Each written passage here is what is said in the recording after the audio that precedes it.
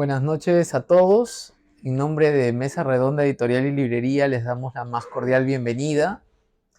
Esta noche la convocatoria es para celebrar la publicación de dos libros que vuelven a ver la luz porque antes tuvieron unas ediciones un tanto subterráneas hace algunos años, pero ahora los hemos traído a la vida de nuevo, ¿no? Con Álvaro conversábamos mucho que su obra ha estado un poco renaciendo en los últimos años.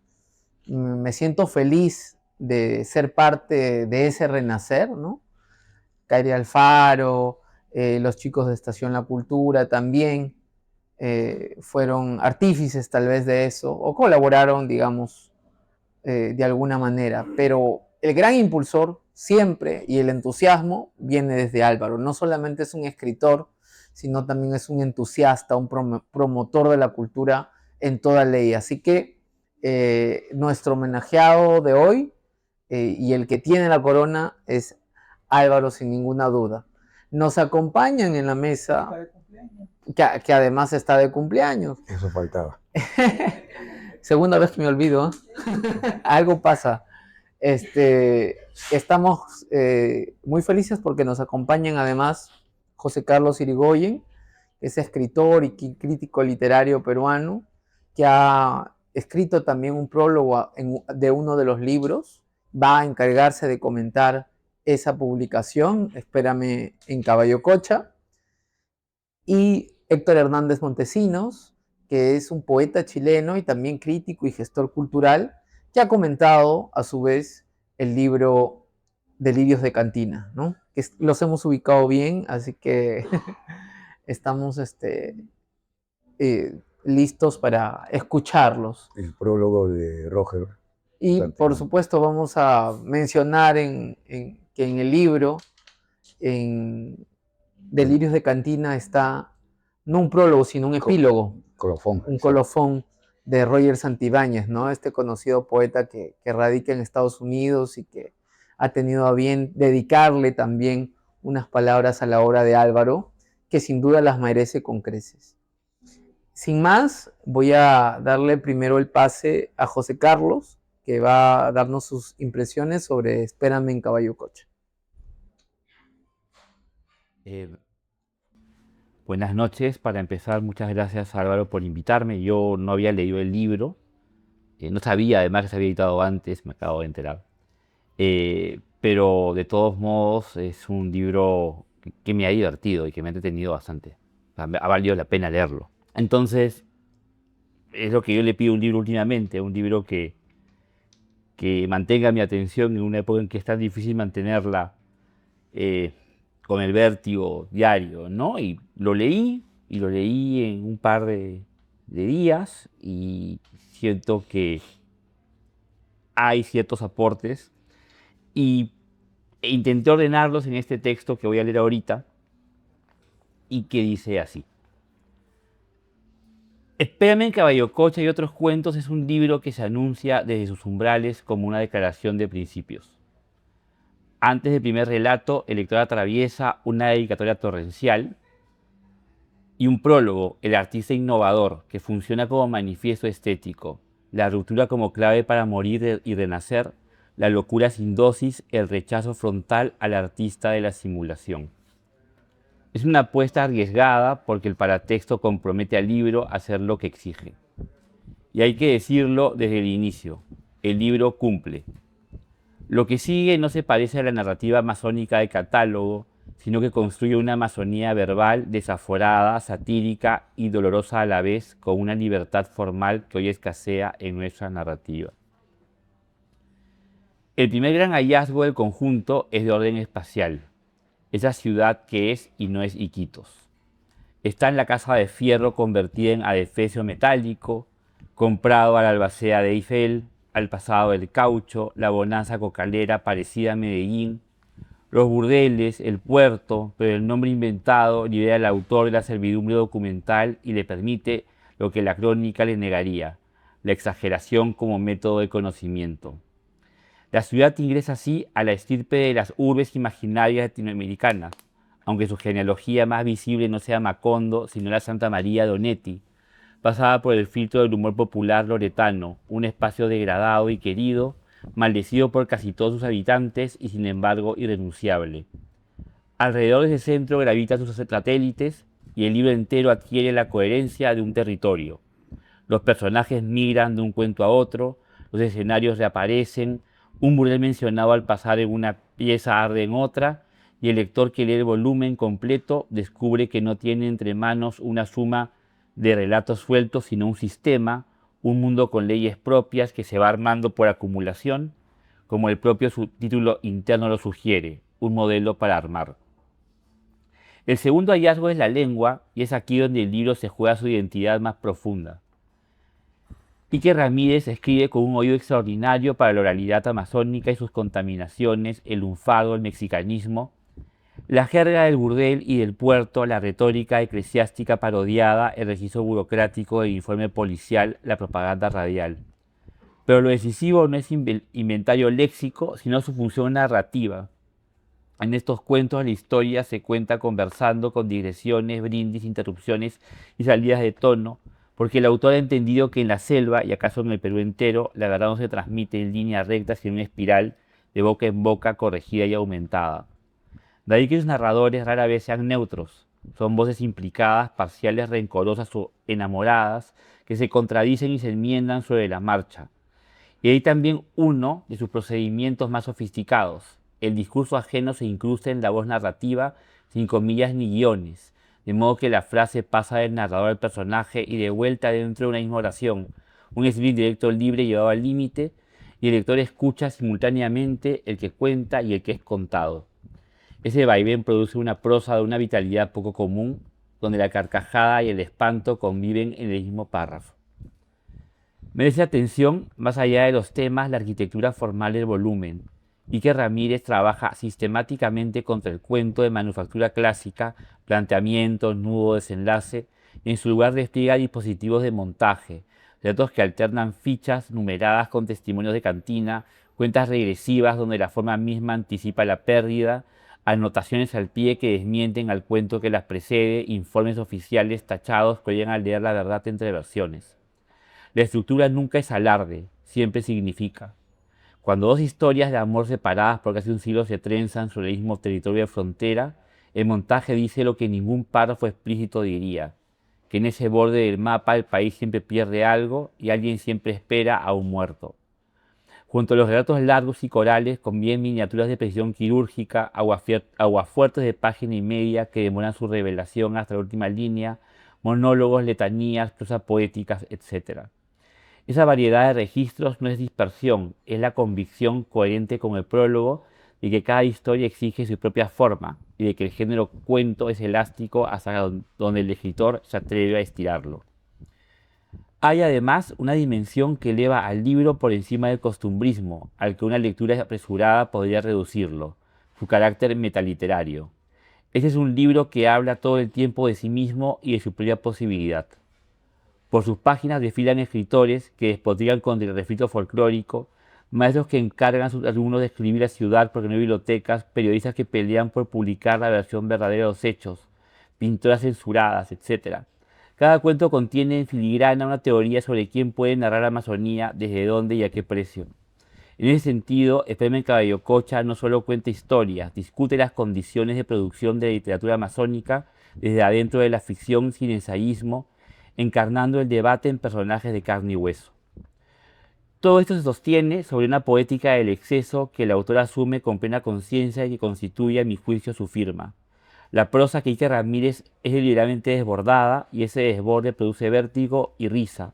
La enumeración, recurso central del libro, convierte el inventario en música, en letanía, en censo amoroso de un mundo que la literatura peruana rara vez ha detenido a mirar con tanto detalle. Y hay que subrayar la valentía con que maneja materiales incandescentes. Además de que la coherencia del prólogo llevada a la práctica, el artista innovador es dual en el tiempo, y esa dualidad, lejos de ser un defecto, es aquí un método. En el mismo movimiento conviene destacar el lugar de las mujeres en el conjunto.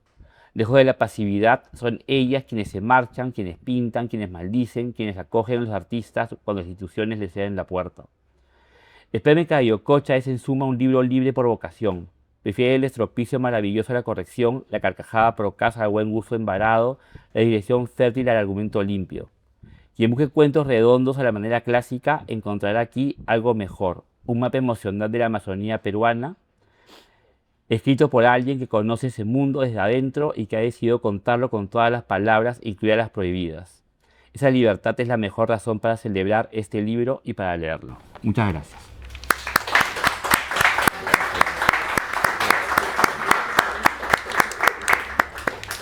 Muchas gracias, José Carlos.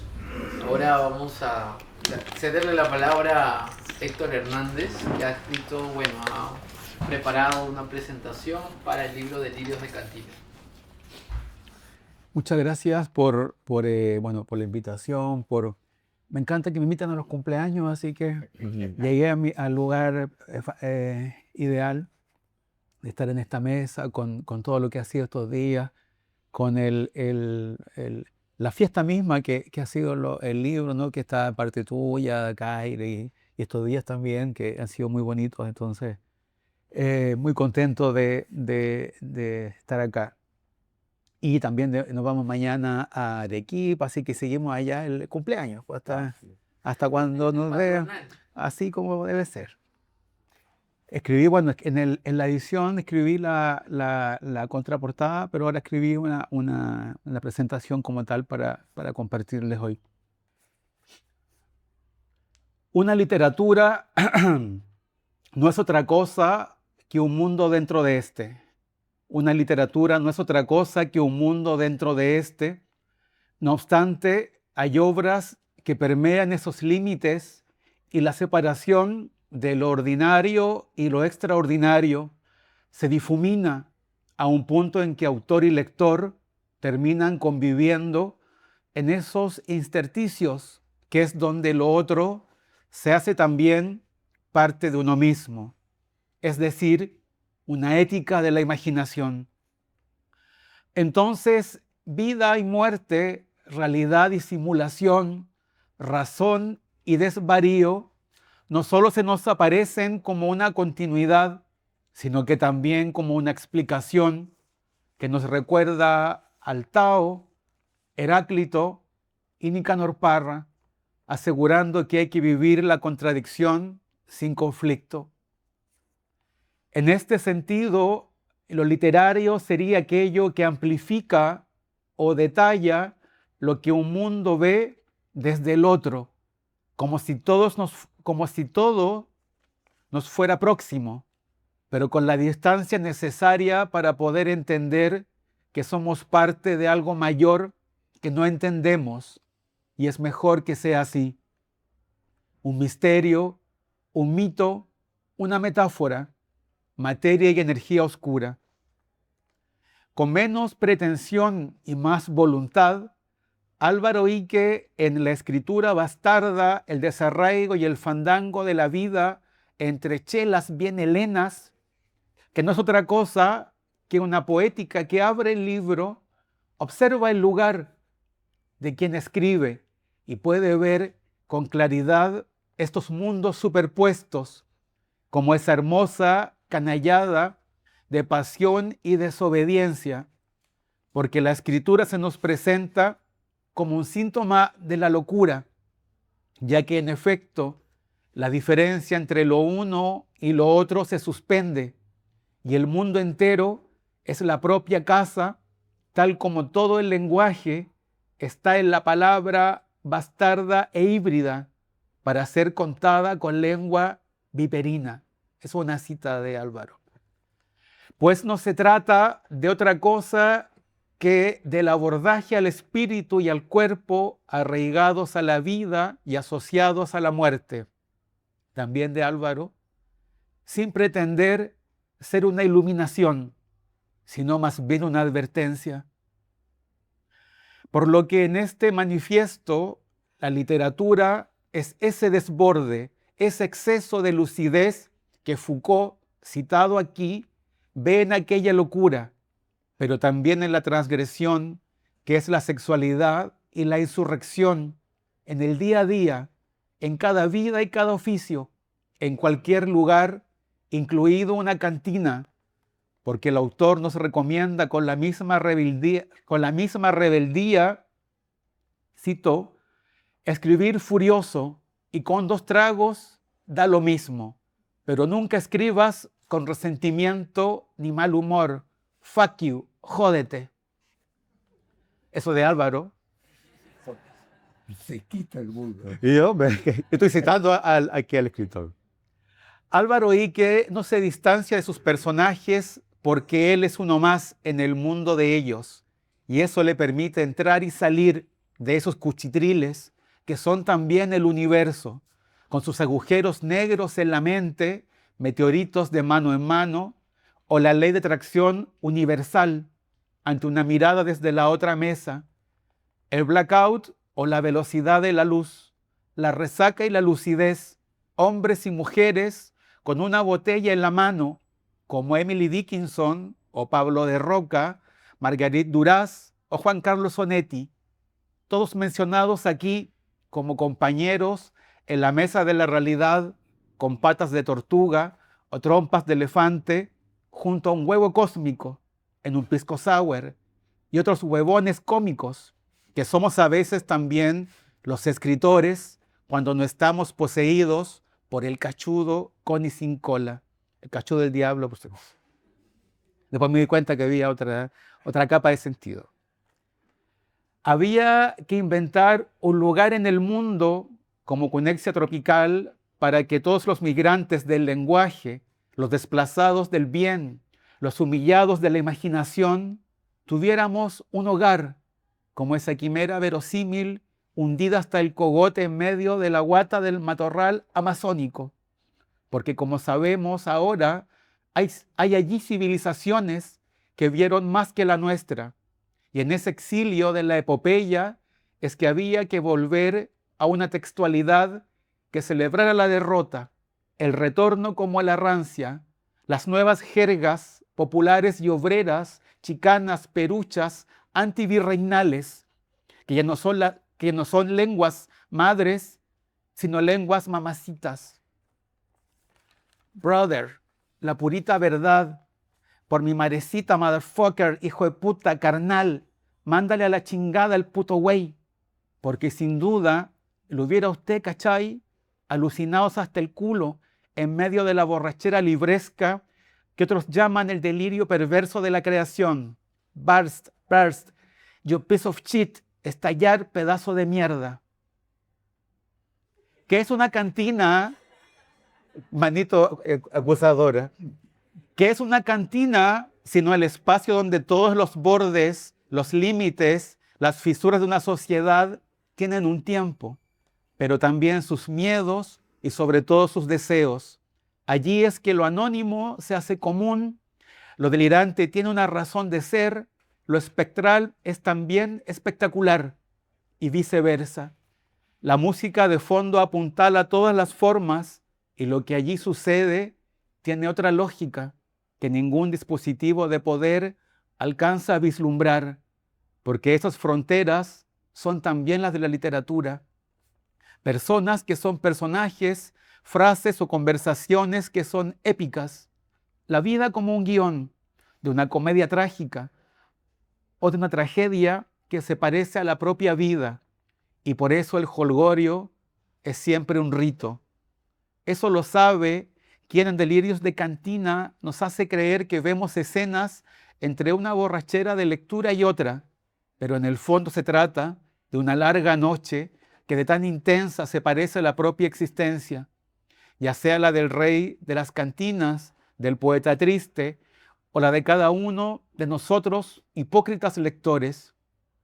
Es más que un barroco selvático o un beat amazónico, pues se trata de una lengua vulgar en contra de toda lengua imperial, que no solo funda esa cantina a tamaño real que es Cunexia Tropical, sino una poética que antes de entrar a ella nos advierte con una quebrada botella de tinta en la mano: acuchilla tus entrañas y aviva el fuego mental, carajo. Es en esa utopía geográfica en la selva peruana que vemos con la misma intensidad, pasión y angustia, como mitos clásicos se actualizan. Por ejemplo, en Canto de Cigarra, donde un Edipo sudaca quiere librarse del mal padre y desea a la madre buena en Hijo de Fruta. En Socios, donde unos héroes desnutridos se desviven por una Helena que les muestra la tanga. O donde el loro parlanchín Apolinario es una suerte de oráculo de Delfos, o la monogamia de Hesiodo en bestiario, ya que los antepasados del animal humano bajaron del árbol. Fueron dos monos, el mono religioso y el mono libre pensador. El Aquiles, que es el chico Molotov, hijo de un comando del ejército que los terrucos mataron en Andahuaylas, y las decenas de personajes que en realidad son arquetipos, arquetipejos, como el atorrante, el buitre, el barrigudo Vidalón, María Jaguar, Chemito John Wayne, Julián y Domitila Capuñay, porque todos viven la misma vida, pero de manera radicalmente distinta, la misma rabia y el mismo amor, la pasión y la pena, porque la selva es el mundo y la cantina un país. Cunexia tropical es donde el dios borracho de la naturaleza aún habita, y por eso es un mito contemporáneo que de algún modo u otro está descrito en una de las cartas finales, que es también una ética y un llamado a nuevas formas de vida. Nunca se trató de nostalgia disfrazada, sino que de un fervor para comenzar siempre todo de nuevo. Y aquí termino también citando a Álvaro. Voy a continuar caminando el mañana y el día anterior. Voy a vivir escondiéndome de las enciclopedias y del cielo. Voy a vivir en ciudades ilusorias a pesar del hecho común de la esperanza y aquí y allá. Voy a buscar el libro de amores más infames que arrojaron desde un púlpito. No voy a buscar fuegos purificadores, supersticiones que nieguen ese o esa y confundan eso y otro. Voy a explorar mi polvorienta soledad de varios ángulos. Voy a penetrar en el poderoso Amazonas y a lanzarme de cabeza en la inmensa y profunda selva. Feliz cumpleaños. Gracias. Gracias. Ya, ahora tú la responsabilidad. Alvarito, mi amigo, es tu turno. Abrumado. Estoy ante dos maestros absolutamente. ¿Qué tal dominio, Dios mío? La silla me queda grande. Encantadísimo. Para agregar, primero mi agradecimiento a José Carlos Mirigoy, a Héctor Hernández, felicísimo de haber escuchado ese verbo nada dulce, pero sí muy acucioso, lleno de cosas que para mí no están en mi libro. Por supuesto, no lo inventaron. El torpe soy yo. Entonces escribo sin saber qué demonio escribo. No importa. No importa. Pero sí, debo agregar lo otro. Ya está dicho todo lo que se tiene que decir del libro. Si yo tengo que decir algo de ambos libros, es el autobombo. No estoy rehuyendo mi responsabilidad. Lo que yo voy a hacer es lo siguiente. Estos dos libros no tienen espíritu. Lo que yo voy a leer es la sangre que contienen estos dos libros. Les pido su venia para leer. Que aquí está el útero y el falo de lo que significan estos libros. La escritura bastarda, el desarraigo y el fandango de la vida entre chelas bien helenas. The writer, el escritor, a some like a poet says. O alguien como un poeta dice, escribir es una hermosa canallada, perversidad y atolondramiento entre lunáticos.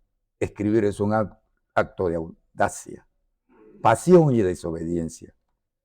Escribir es un síntoma de locura, un mal incurable.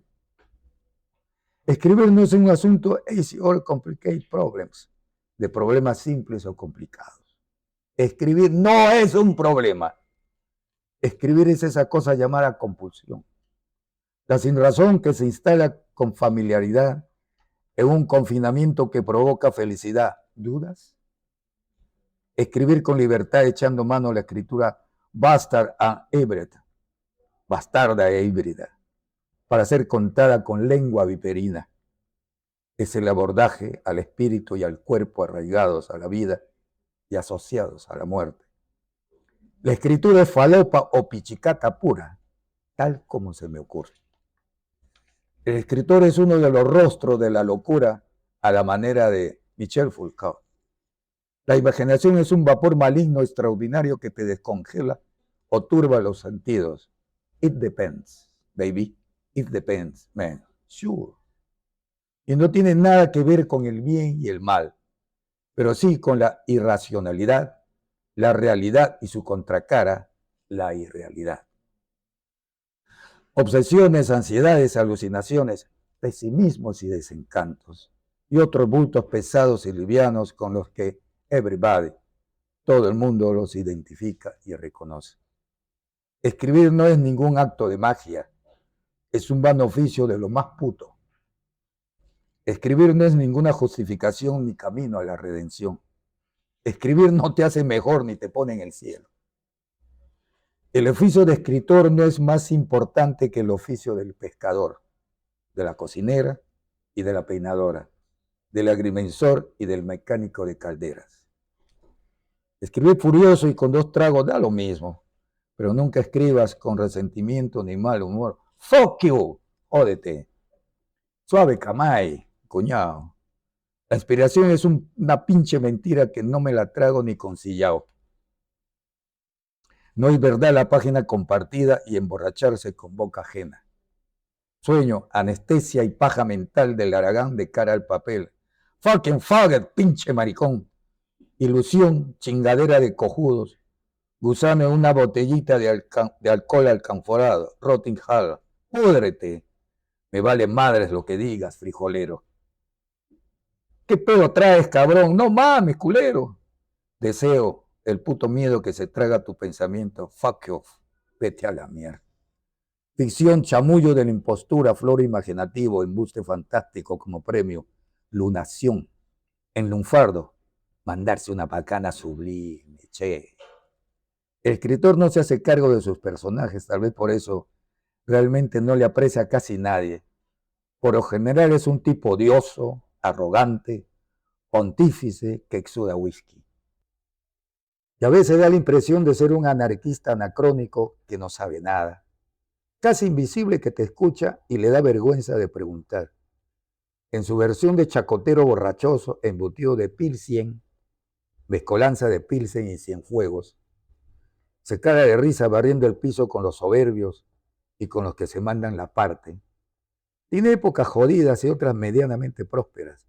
Ayer, a lo pendejo, nos quiso atarantar con su poderosa imaginación, contándonos que el otoño pasado en el puerto de Nagoya se subió un carguero con destino a Kenia y la puta que lo parió. La sensibilidad, la porfía, la imaginación, el blackout, la obsesión y la locura existen. The instinct, el instinto de Met, la carne, el amor brujo y el tren en el que viajaba Roberto Ar, de Retiro al Tigre, existen. Amores brutales y desamores fatales, perfidias, jodidos despechos, el discursito de Raskolnikov acerca de la borrachera en la pinche taberna. Y existe la obsesión de Goethe como un zamputas delirante. Bukowski, el choborra manilarga y puta con disipela de cantina. Solo por mencionar dónde quedan estas célebres escritoras dipsómanas, nada ingenuas, que siguieron sus instintos naturales con un lapicero en una mano y en la otra una copa reglamentaria. Dorothy Parker, Emily Dixon, Zelda Fitzgerald, Mary Shelley, Margarita Duras y su vino o coñac en vaso corto helado. ¿Y a dónde van a parar estos insignes literatos bien borrachos? Hemingway, Fitzgerald, Poe, Bryce, Faulkner, Roth, Crane, Curac, Adán, Roca, Onetti y sus borracheras legendarias. ¿Dónde? En el fondo de la botella como fermento embriagador. Existe el escribidor del pensamiento lujurioso y de la boca sensual, erotómano. Existe la euforia, la pinche nostalgia, la furia, el horror, la pulsión, la puteada, el devaneo, la puta memoria y otras pendejadas retorcidas. Existe la palabra, ese otro delirium tremens. It's true, es verdad. La escritura con la ardiente coartada, solo la puntita hasta llegar al coito. El fracaso es el defecto impecable de los fabulosos perdedores, nada fáciles de quebrar. ¿Y a quién carajo le importa? El ojalá y el puede ser, los hilitos putos de la falsa esperanza en papel mojado. Es verdad, por la puta madre. El exceso y la contradicción, ni de aquí ni de allá. El vacío. La escritura del desarraigo. Sin reclamos de pertenencia territorial ni afectiva. El terruño, estampa borrosa. Sí, el pueblo natal arrancado de raíz, porque ya no existe tal como se recuerda. Conexa tropical, palafito inverosímil, cartografía insolvente, quimera verosímil, hundida hasta el cogote en medio de la guata del matorral amazónico. Gabriela Courturiere, escritora mexicana, en su novela Siempre un destierro, naturalmente que ustedes son tan inteligentes, más inteligentes que yo. ¿Por qué dije que es la sangre, no el espíritu? Es la sangre con lo que yo escribo. El destierro, el recuerdo de los burdeles, no se me asuste. El alcohol, pues se dice delirios de cantina. Entonces, en su novela Siempre un destierro, no te cuenta de vaqueros mascando tabaco ni fabula distorsionando la supervivencia del Buffalo Soldier, soldado búfalo. Había un soldado búfalo en el corazón de América, robado de África, sino sobre exiliados bajo juramento, desarraigados, tiritando, aferrados a falsas ilusiones en tierras hostiles. Courturiere sabe mucho sobre el origen, la identidad, el olvido y la memoria. De Yapa la nostalgia. Y sin hacer peliculina se despacha sobre el nómada y el vagabundo. La migración y el desarraigo, el doble exilio, el interior y el exterior. Cuerpos rotos, desplazados, travesías que no alcanzan. Invención y textualidad, la escritura testimonial por ratos. Sus disparos apuntan al coraje de los arrancados de raíz que no encajan en el cuerpo, los huesos rotos ni el alma en ningún lugar. Y de algo les sirve para no morir de plomiza nostalgia melancólica. Courturiere es retadora, insolente y cínica a la hora de escribir, como son las auténticas escritoras. Desprecia la timidez, la memoria formal, los quehaceres domésticos, el aura de la añoranza. La invención, la falsa memoria y la desfachatez le caminan el cuerpo y el pensamiento. María Zambrano, poeta española, pensadora de la razón poética, que sobrevivió a un largo destierro, nos dejó esta reflexión. El exilio ha sido como en mi patria, o como una dimensión de una patria desconocida, pero que una vez que se conoce es irrenunciable. Del libro, párrafo del libro, Exilio, Mujeres, Escritura. Ciore Ediciones, página 350, Isabel Cerdeira Gutiérrez y coautoras. Barcelona, 2019. Diáspora, errancia y majadería de nómadas con el eje roto, reptiles. El asunto no es de dónde venimos o a dónde vamos, sino por qué puta nos largamos. Existen, vaya que sí, el forastero despedazando un idioma extraño convertido en alguien distinto. El foráneo semihundido en la memoria, la carencia y el origen. El ilegal.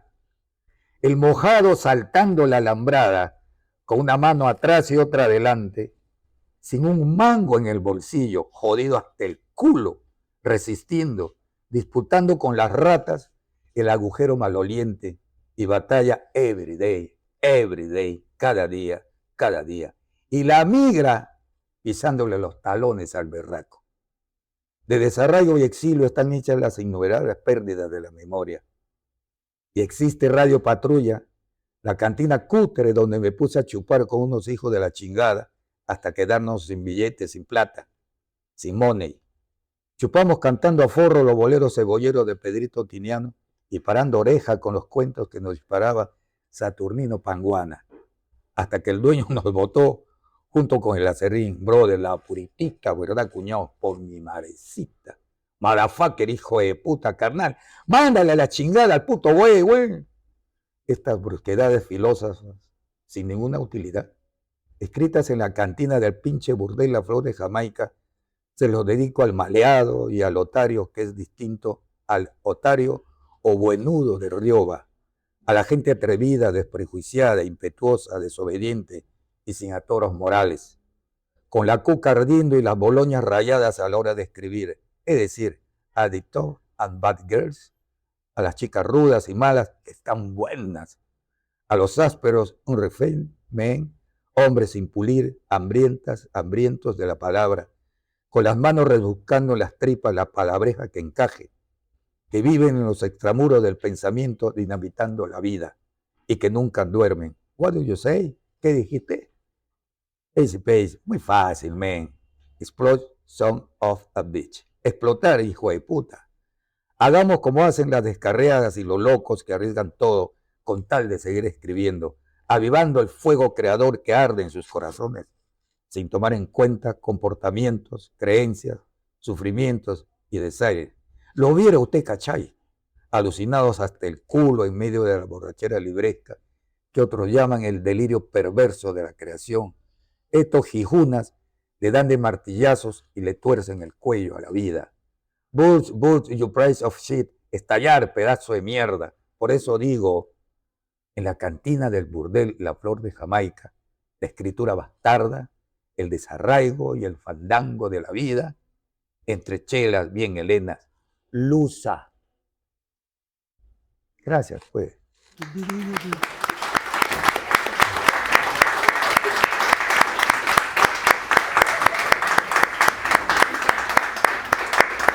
Aplaude, pues, cae.